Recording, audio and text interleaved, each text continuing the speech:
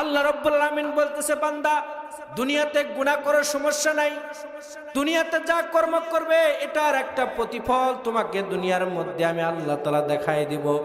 আবার দুনিয়াতে যদি তুমি কোনো কষ্টের মধ্যে জীবন যাপন করে কবর পর্যন্ত আসতে পারো, আল্লাহ রাব্বুল আলামিনের ওয়াদা কবরটা তোমার জান্নাত বানাই দিব। কবর থেকে তুমি এমন ঘুমের হালতে হাসরের ময়দানে উঠাবো, কেবলমাত্র তুমি ঘুম থেকে জাগ্রত হলে আর কিয়ামত কায়েম হয়ে গেল। চিল্লাই বলি সুবহানাল্লাহ।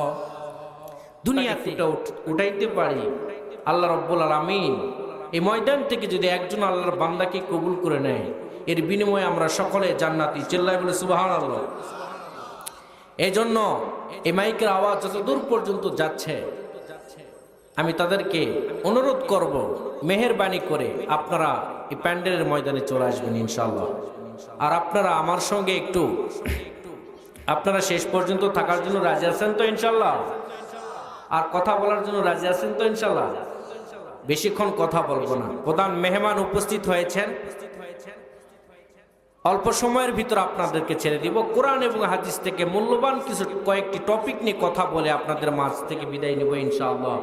সম্মানিত হাজিরিন, শুরুতেই বলি, আপনার বাসায় মেহমান এসেছে, তার সঙ্গে যদি কথা না বলেন, আর যদি মেহমান ঢুকছে এক দুয়ার দিয়া আর আপনি আর এক দুয়ার দিয়ে বাহির হয়ে চলে যান, মেহমানকে আপনি খাসি খাওয়াইছেন, গরু খাওয়াইছেন, যত রকম আইটেম সব খাওয়াইছেন, বলেন তো মেহমানের মন ভালো থাকবে না খারাপ থাকবে? কেন? তাকে তো সব খাওয়াইছেন, তারপরে খারাপ থাকার তো কোনো কথা না।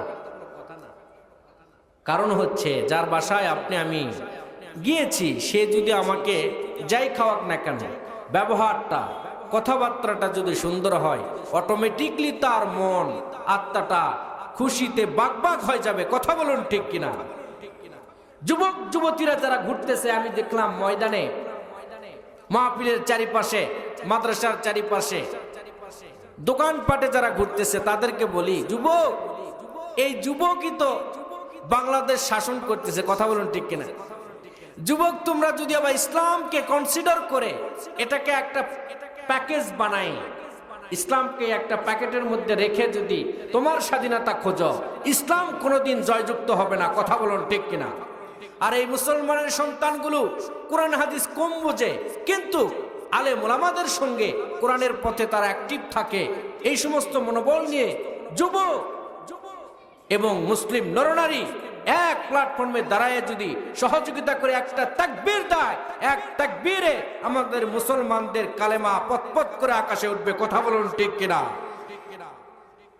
এই জন্য শুরুতেই একটু তাকবীর দিয়ে আমরা যে এতগুলো মানুষ এখানে আছি, আরো কিছু মানুষকে আহ্বান করার জন্য আমরা পারবো তো ইনশাআল্লাহ? এই জন্য একটি তাকবীর দেব, লিল্লাহে তাকবীর, লিল্লাহে তাকবীর। আওয়াজ হলো না, আরো জোরে বলতে হবে, আরো একটু স্পিড দিয়ে। আমরা একমাত্র আল্লাহর নামের স্লোগান দিতেছি, আমাদের দেহের সর্বোচ্চ শক্তি দিয়ে আমরা তাকবীর দিব। পারবো তো ইনশাআল্লাহ? লিল্লাহে তাকবীর, নারে তাকবীর, আল কোরআনের আলো, কোরআন হাদিসের আলো, নারে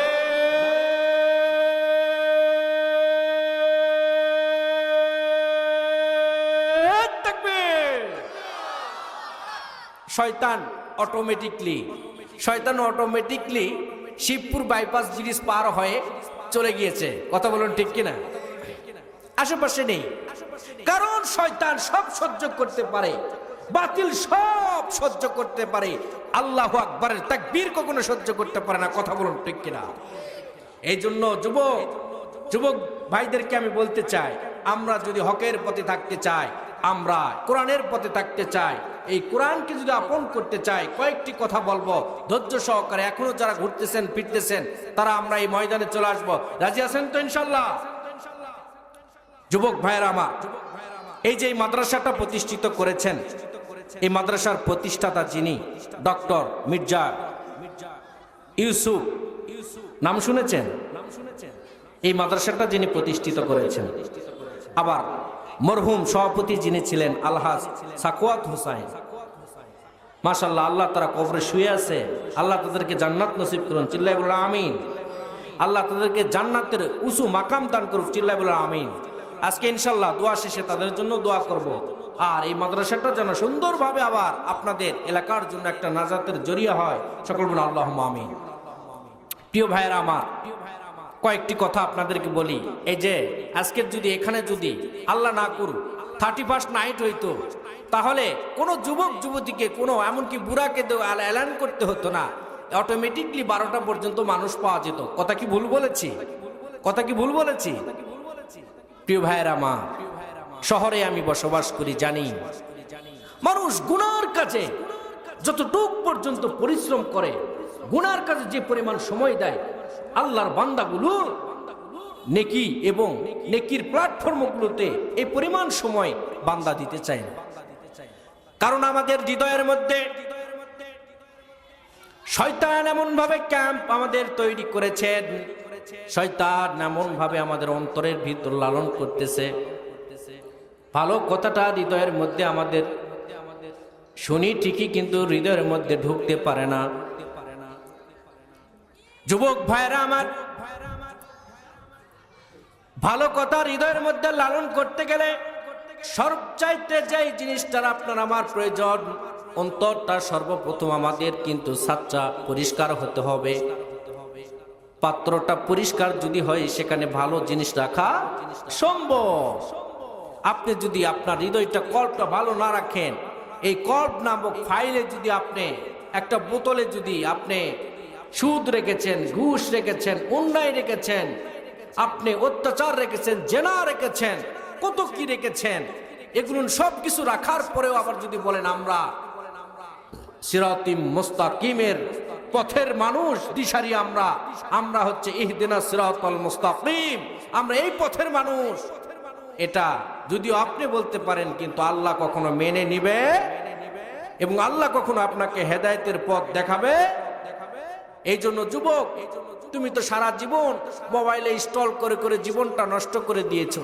আপনাদেরকে হাতে পায়ে ধরে বলি, এত সুন্দর একটা আয়োজন আজকে হয়েছে, কিছু না হলেও নিজের জীবন সংশোধনের জন্য আজকের দিনটা এগুলো বাদ দেন। মহিলা প্যান্ডেল থেকে আওয়াজ আসতেছে, ভলেন্টিয়ার ভাইগুলো একটু দেখলে ভালো হইতো জিনিসটা।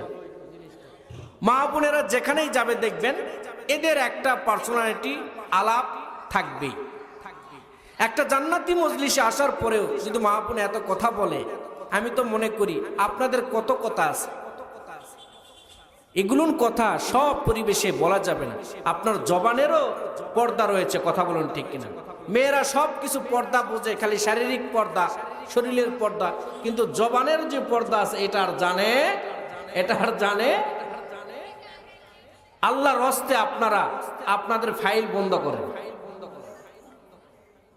প্রিয় ভাইয়েরা, যুবকদেরকে বলতেছি, আপনি সারা জীবন মোবাইলে ইনস্টল করলেন, গেমস খেললেন, আপনি মোবাইলে অশ্লীল ভিডিও দেখলেন, জীবনটা যতটুকু নষ্ট করেছেন, একটু আপনি নেকির পিছনে আপনি নেকি ইন্ডোজ করে সামনে রমাদান, এই যে রমাদানের প্রস্তুতি গ্রহণ করেন, এই জান্নাতি মজলিস থেকে আজকে তাকবীর দিয়ে তওবা করে সামনে এই 25 সালের রমাদানকে যদি আপনি যুবক সুন্দরভাবে সাজাইতে পারেন, আল্লাহ তাআলা এই রমাদানের বিনিময়ে আপনাকে 11টি মাস আবার সুন্দর একটা বছর আল্লাহ তাআলা আপনাকে গিফট করবে। চিল্লায় বলি সুবহানাল্লাহ। রমাদানের সুঘ্রাণ আমাদের নাকে লেগেছে কি লাগে নাই? রমাদান আসতে আমাদের আর বেশি দেরি নাই। যুবক মুসলমান, আপনাদেরকে হাতে পায়ে ধরি, আজকের এই মাহফিলের মধ্যে থেকে যত যুবক বাসার মধ্যে ফিরবেন, তওবা করবেন, একটা নিয়ত হৃদয়ে লালন করে বাসার মধ্যে ফিরবেন। সারা জীবন যা গুনাহ করলাম, রমজানের উসিলায় 25 সালের রমাদানটা এমন সুন্দর করে পালন করব, আমি এই রমাদানের বিনিময়ে যেন আল্লাহ আমাকে হেদায়েতের পথ দেখায়। রমজানে এত সুন্দর একটা প্ল্যানার তৈরি করব, কারণ রমজানটা আমাদের ধার প্রান্তে এসেছে। শুধু রমজান, শাহরু রমাদান আল্লাযী উনজিলা ফীহিল কুরআন, রমজানটা শুধু কুরআন অবতীর্ণর মাস নয়, রমজানটা আপনি আমার কাছে এসেছেন আপনি আমার গুনাহ মাফ করার জন্য রমাদান আমাদের দ্বার প্রান্তে এসেছে।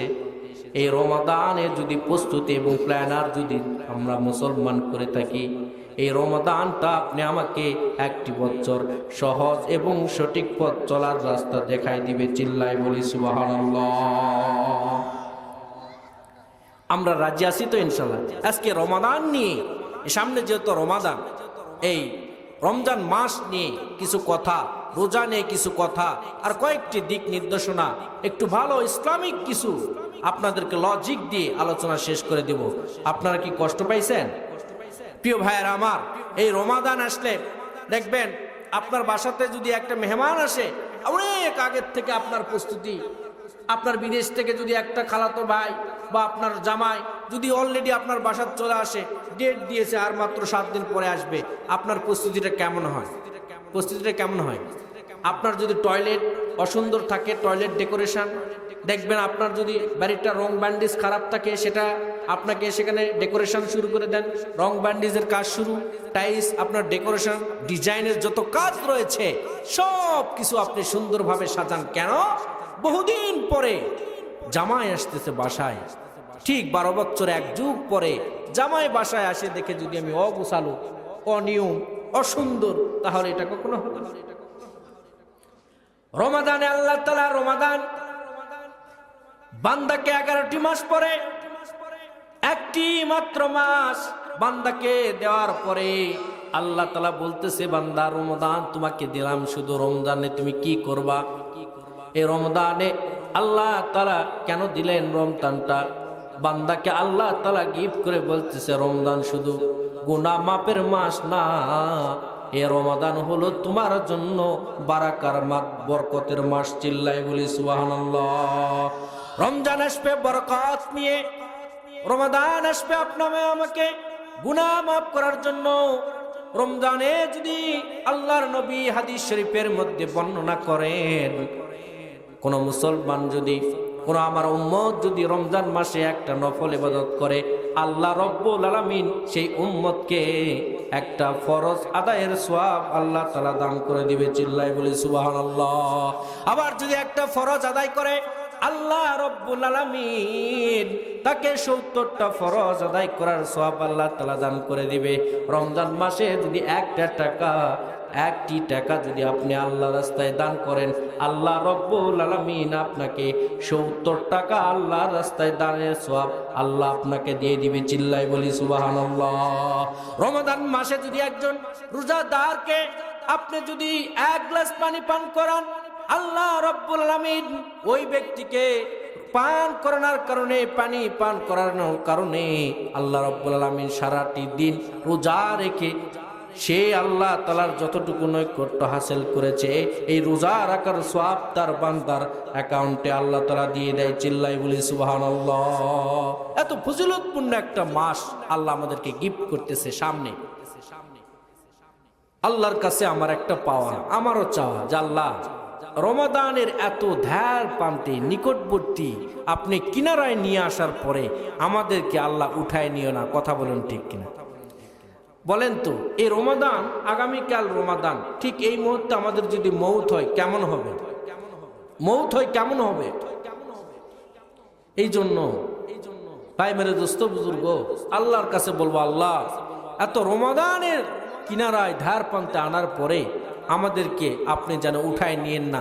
কমপক্ষে আল্লাহ রমাদান পর্যন্ত আমাদেরকে হায়াত দিও। চিল্লাই বলুন আল্লাহুম্মা আমিন। এই রমাদানে একটা প্ল্যান তৈরি করবেন।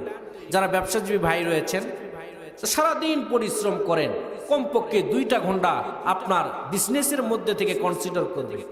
আপনি আপনার মালিক যেগুলো বিজনেসে খাটান তাদেরকে যে 12 ঘন্টা বা 8 ঘন্টা আপনার বিজনেসের প্ল্যাটফর্মে আপনি যে সময় দিয়ে নেন, আপনাকে 2 ঘন্টা কনসিডার করতে হবে। এভাবে আপনি রমজানকে আপনি প্ল্যানার আকারে সাজান। এ রমাদানে কত কোরআন আপনি কয় পারা পাঠ করবেন, কয়টা খতম দিবেন, রমাদানে আপনি কি কি দান করবেন, এই রমাদানে আপনি কি কি সাদকা করবেন, কি কি আপনি ফজিলতপূর্ণ কাজ করবেন, কয় রাকাত নামাজ পড়বেন, তারাবি পড়বেন। প্রতিদিন আপনি রমাদানে কি কি আমল আরো স্পেশালিস্ট ভাবে কি কি আমল করবেন, এটা একটা প্ল্যানার সাজাই দিবেন, এভাবে সাজাই নেবেন যে আমি আজকে নিয়ত করলাম 25 সালের রমাদানটা আমি এইভাবে আমি পালন করব। এইরকম একটা যদি আপনি প্ল্যানার তৈরি করতে পারেন, আল্লাহ রাব্বুল আলামিন এই 25 সালের রমাদানটা আপনার জন্য একটা হেদায়েতের রমাদান হিসেবে আপনাকে গিফট করবে। চিল্লাই বলে সুবহানাল্লাহ। আমাদের বাংলাদেশে রমাদানের কথা বলে তো লাভ হয় না।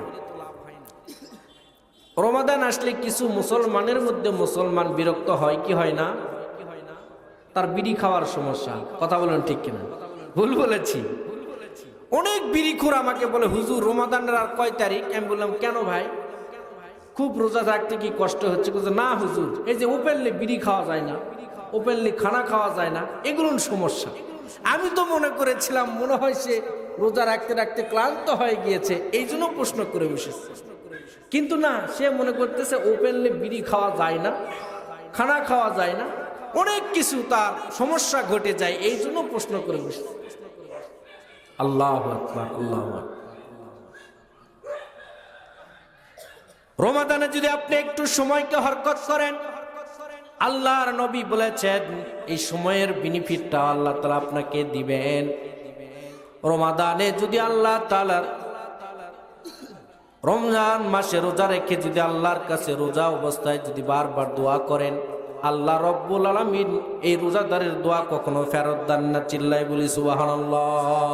রোজাদার রোজার আয়োজনকে সামনে নিয়ে ঠিক আগ মুহূর্তে আল্লাহর দরবারে যদি দু হাত তুলে যেই দোয়াটা করবে, আল্লাহর নবী বলেছেন, পৃথিবীর আর কেউ বলে নাই, আল্লাহর নবী বলেছেন আমি এই রোজাদারের দোয়া কখনো আমি ফেরত দেই না। চিল্লাই বলি সুবহানাল্লাহ।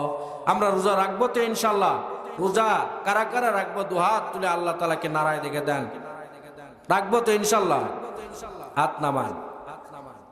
এখন আমার সঙ্গে একটু জিকির করুন, কলেমা লা ইলাহা ইল্লাল্লাহ, লা ইলাহা ইল্লাল্লাহ। যার দিলে আসে আল্লাহর ভয়, আল্লাহ আল্লাহ সব সময়। যার দিলে আসে আল্লাহর ভয়, আল্লাহ আল্লাহ সব সময়। আহার নিদ্রা ভালো লাগে না, ভালো লাগে শুধু আল্লাহ। লা ইলাহা ইল্লাল্লাহ, লা ইলাহা ইল্লাল্লাহ, লা ইলাহা, লা ইলাহা ইল্লাল্লাহ মুহাম্মাদুর রাসূলুল্লাহ। সম্মানিত বান্দাগণ, আপনাদেরকে বলতে চাই আল্লাহ রাব্বুল আলামিন পবিত্র কোরআনের মধ্যে বলতেছেন ওয়া মাকারু ওয়া মাকারুল্লাহ আল্লাহু খায়রুল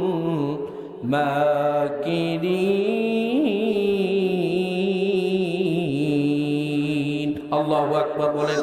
ও দুনিয়ার বান্দারা আমার শোনো, দুনিয়ার মধ্যে তুমি জলে এবং স্থলে এই ভূপৃষ্ঠের মধ্যে যা কিছু বান্দা তুমি দেখো, যা কিছু তুমি দেখতেছো, এগুলো সবগুলো বান্দা তোমার কৃতকর্মের ফল।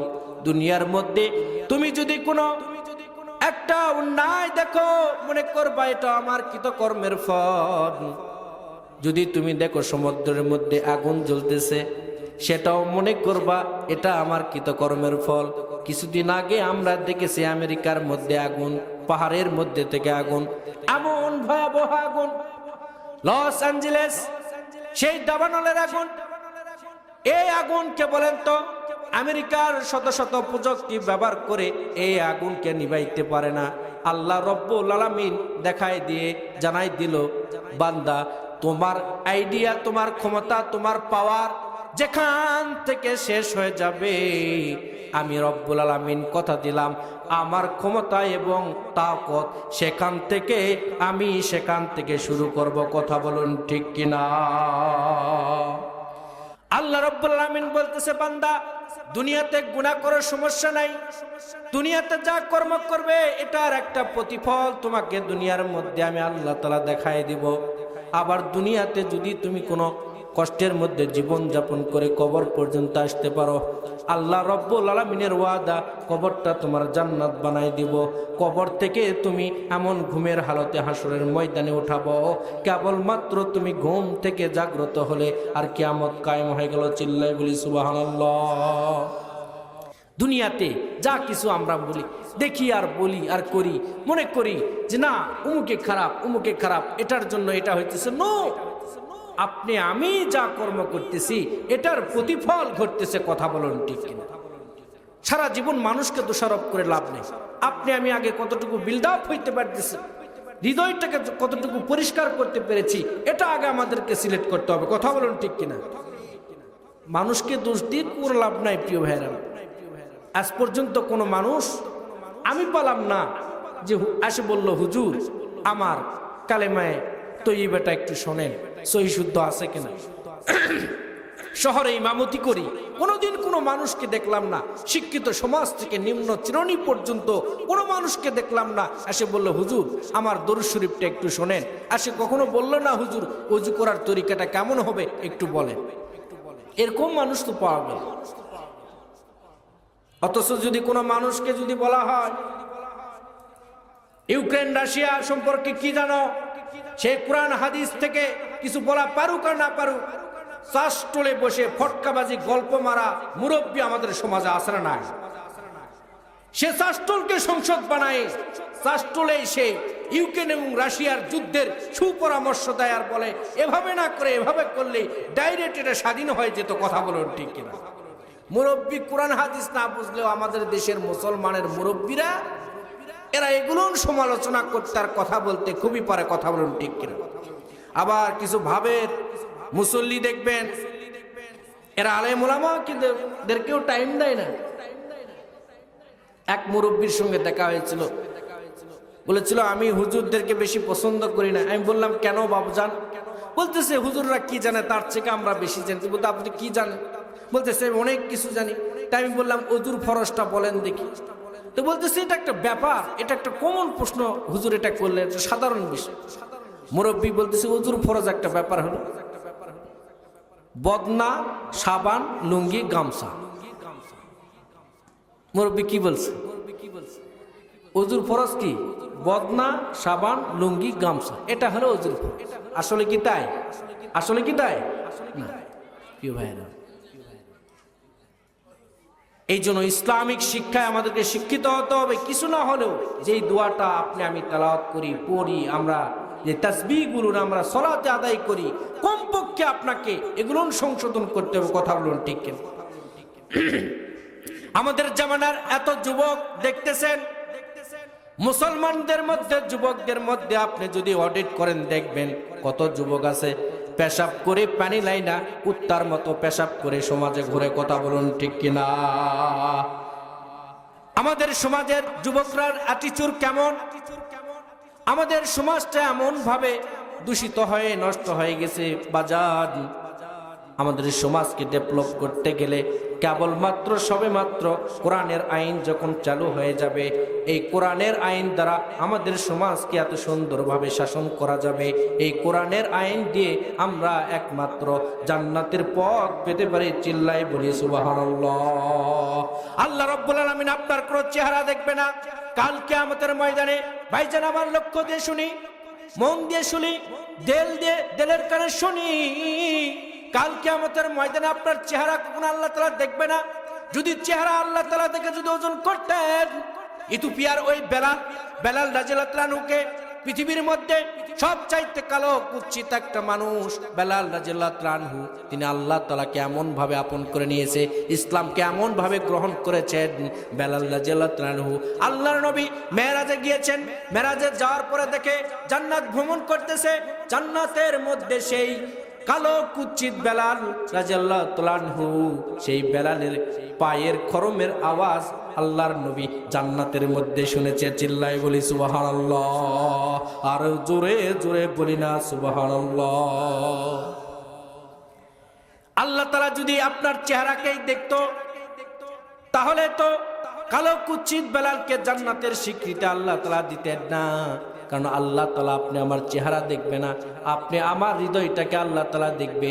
আপনার কল্পটা যত সুন্দর হবে, মন মানসিকতা যত সুন্দর হবে, আল্লাহ রব্বুল আলামিন এই সুন্দর মানুষের হৃদয়টা আমার বিশ্বনবীর সঙ্গে কম্পেয়ার করে আল্লাহ রব্বুল আলামিন তাকে জান্নাত দিয়ে দিবে। চিল্লাই বলি সুবহানাল্লাহ। আপনি আমি দুনিয়াতে সব কিছু আমি সম্পদের সঙ্গে কম্পেয়ার করে দুনিয়াতে চলি। বাজান জেনে থাকবেন, সম্পদের যদি আশা আকাঙ্ক্ষা আমার বিশ্বনবী করতেন, আল্লাহ তাআলা তার বন্ধু বিশ্বনবীকে ডাকতে বলে, বন্ধু তুমি যদি সম্পদ চাও, দুনিয়ার মধ্যে যা কিছু আছে, আসমানের খাজানার মধ্যে যা কিছু ভান্ডার রয়েছে এবং স্থলে এবং জলে এবং ভূখণ্ডের মধ্যে যত মাল সম্পদ ধন দৌলত যত খাজানা রয়েছে, সমস্ত খাজানার ভান্ডারের চাবি আমি আল্লাহ তাআলা বন্ধু তোমাকে আমি এই চাবিগুলো গিফট করতে চাই, তুমি নিবে নাকি?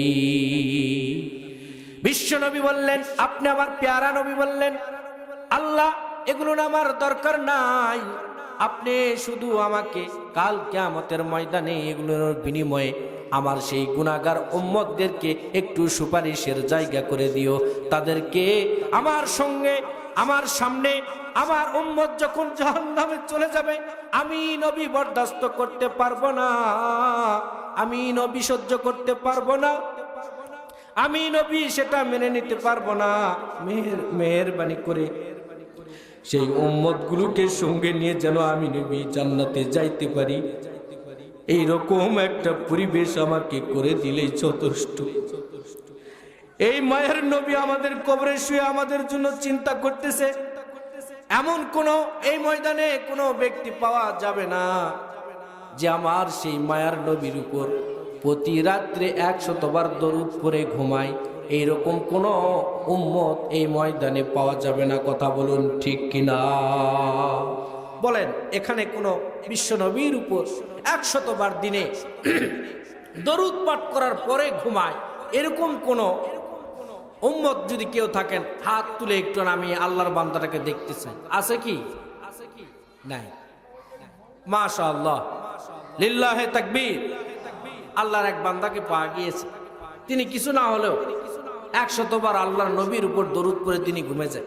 যেই নবীর সুপারিশ ছাড়া আপনি আমি হুজুর খেজুর যত মাওলানা যত শায়েক মাশায়েক যা রয়েছে কেউই জান্নাতে যাইতে পারবো না। এই নবীর সুপারিশ দরকার না? দরকার না? দরকার। তাহলে যদি দরকার হয় থাকে, আপনি আমাকে সেই নবীর উম্মত হিসাবে কিছু না হলে 100 বার দরুদ পড়ে তো আমাদেরকে ঘুমানো উচিত। কথা বলুন ঠিক কিনা? আপনি আমি সেটা করি না প্রিয় ভাই, এগুলোর কাজ আমরা করব না। যে আল্লাহ তাআলা আপনি আমাকে এত আদর করে খাওয়ায়, যে আল্লাহ তাআলা আপনি আমাকে এত সুন্দরভাবে পৃথিবীতে বিচরণ করার শক্তি দেয়, সে আল্লাহর প্রশংসা তো আমরা মোটেই করি না। কথা বলুন ঠিক কিনা? আপনি আমাকে কেউ গিফট করলে এত খুশি হয়, পরের দিন থেকে ভাবতে শুরু করি যে আমাকে এত সুন্দর একটা জিনিস গিফট করেছে, তাকে আবার কি দেয়া যায়? ভাবি কি ভাবি না? ভাবি কি ভাবি না? যে আল্লাহ তাআলা আপনার 3.5 হাত বডিতে লক্ষ লক্ষ কোটি কোটি টাকার নিয়ামত আল্লাহ তাআলা আপনাকে দিয়েছে, সে রবকে রাজি খুশি করার জন্য দিন শেষে আল্লাহর দরবারে যে একটা সেজদাও আমাদের নসিবে জোটে না। কথা বলুন। আমার বাবা অসুস্থ, তাকে চিকিৎসাধীন অবস্থায় রেখে আমি এখানে এসেছি, আমারও হৃদয়টা অনেক ভাঙাচুরা অবস্থা, তারপরে আপনাদের খেদমতে চলে এসেছি। আপনারা দোয়া করবেন আল্লাহ যেন আমার বাবাকে শেফায়ে কুল্লা আজালা দায়মা নসিব করুন। সকল আল্লাহুম্মা আমিন। বলতে চেয়েছিলাম প্রিয় ভাইয়েরা আমার, আল্লাহর জন্য আমাদের কোনো ফিকির নেই, চিন্তা নেই, আল্লাহর বান্দা হিসেবে আমাদের কোনো চিন্তা নেই। আর আল্লাহ তো আপনার মুখাফিক কিনা, কিন্তু আল্লাহ বান্দার হৃদয়টা দেখে, বান্দার চিন্তা চেতনাকে দেখে, বান্দার টেন্ডেন্সিকে দেখে, বান্দার মেহনতকে দেখে আর ডাক দিয়ে আল্লাহ বলে, আল্লাহ আল্লাহ ডাক দিয়ে বলে, বান্দারে তোকে আমি এত মহব্বত করে ভালোবেসে তোমাকে আমি তৈরি করে তোমাকে আমি পাঠাই দিলাম দুনিয়াতে। দিন শেষে, মাস শেষে, কিছু না হলেও বছর শেষে, সামনে যখন রমাদান আসবে, আমার কাছে সিলিন্ডার হয়ে বলবি, আল্লাহ আমার ভুল হয়েছে, এই ভুল হয় যখন, বারবার ফরিয়াদ করে সিলিন্ডার হয় যখন, বলবে আল্লাহ তাআলা এই গুনাহগার বান্দার উপর আর রাগান্বিত হালতে থাকতে পারে না। আল্লাহ তাআলা ফেরেশতাকে ডাক দিয়ে বলে, ফেরেশতা তুমি এই রমাদানের বিনিময়ে তার আমল নামাতে তুমি এই রমাদানের বরকতে 1 বছরের গুনাহ খাতাকে তুমি সাকেত করে মাফ করে দাও। চিল্লায় বলে সুবহানাল্লাহ। এই দয়ালু মুনিবের জন্য কখনো আমাদের হৃদয়ে এতটুকু কম্পন সৃষ্টি হয় না প্রিয় ভাই। অথচ আমাদের মোবাইলে সারা দিনের ভিতরে আপনাকে যদি একজন ব্যক্তি যদি 5 বার কল দিয়ে বসে, আপনি বাইক চালাচ্ছেন বা ঘুমাচ্ছেন, 5 বার একজন ব্যক্তি আপনাকে কল দিয়েছে, সেটা ধরতে পারেন নাই। মোবাইলটা হাতে নেওয়ার পরে আপনি দেখবেন 5 বার কল দিয়েছে, সর্বনাশ, ধরতে পারি নাই। কলটা সঙ্গে সঙ্গে ব্যাক করে সেই মানুষকে আপনি বলেন, আই এম রিয়েলি সরি ভাই, আপনার ফোনটা আমি ধরতে পারি নাই, কারণ 5 বার ফোন দিয়েছেন আমি রিসিভ করতে পারি নাই, ব্যস্ততার কারণে আমি আপনার ফোনটা ধরতে পারি নাই। এমন আনইজি ফিল ভাব নিয়ে আপনি দুর্বল হয়ে সিলিন্ডার হয়ে সেই ব্যক্তির সঙ্গে কথা বলেন। অটোমেটিকলি আপনার সিলিন্ডারের ভাব দেখে ব্যক্তি বলে, কোনো সমস্যা নেই, এখন যে আলোচনা করার জন্য ফোন দিয়েছিলাম সেটা তুমি শুরু করো, কথা বলুন ঠিক কিনা? আল্লাহ রাব্বুল আলামিন আপনাকেও আমাকেও এত আদর যত্ন করে পৃথিবীতে পাঠানোর পরে প্রতিদিন সে আল্লাহ রাব্বুল আলামিন আপনাকে মুয়াজ্জিনের মাধ্যম দিয়া 5 বার করে প্রত্যেক ব্যক্তির কাছে আল্লাহ রাব্বুল আলামিন ডাইরেক্ট কল দেয়, কোনো মিস কল না। ডাইরেক্ট কল দিয়ে মুয়াজ্জিনের মাধ্যমে আল্লাহ তাআলা ডাইরেক্ট আপনাকে কল দেয়। আপনার ফোনে কল দেয়, হৃদয়ে কল দেয়, বেনে কল দেয়, আপনার কাছে কল দিয়ে বলে, বান্দা তোমাকে কল দিয়েছি, তুমি আমার দরবারে আসো, এসে আমার কাছে একটু সিলিন্ডার হও, যদি আমার কাছে আত্মসমর্পণ করো আমি রব কথা দিলাম তোমাকে ক্ষমা করে দিব। এরকম কোন বান্দা আমাদের সমাজে খুবই কম রয়েছে।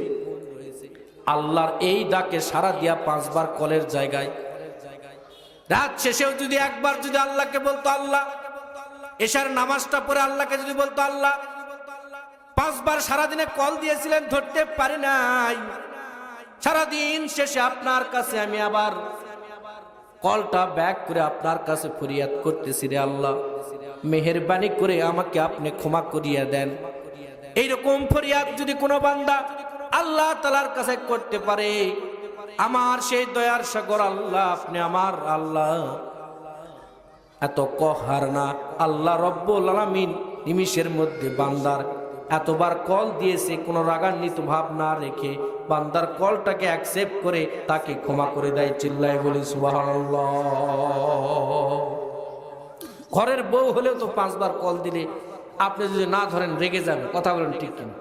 আল্লাহ বলতেছে আমি রাগি না, আমি তোমার উপর মনক্ষুণ্ণ হই না বান্দা। তুমি 5 বার কল দিয়েছি আসো নাই, 7 দিনে 5 7 35 বার কল দিলাম আসো নাই। তারপরে আল্লাহ তাকায় তাকে বান্দার দিকে আর ফেরেশতাকে বলে, ফেরেশতা তুই নোট করে রাখ, 7 দিনে বান্দাকে 5 7 35 বার কল দিলাম, ধরে নাই বান্দা। সে কোন সময় ধরে তুমি দেখো, কোন সময় ব্যাক করে। ঠিক বান্দা যদি আবার 7 দিন পরে জুমার দিনে উপস্থিত হয়ে যায় আর জুমার দিনে সেজদা মেরে যদি আল্লাহকে বলে,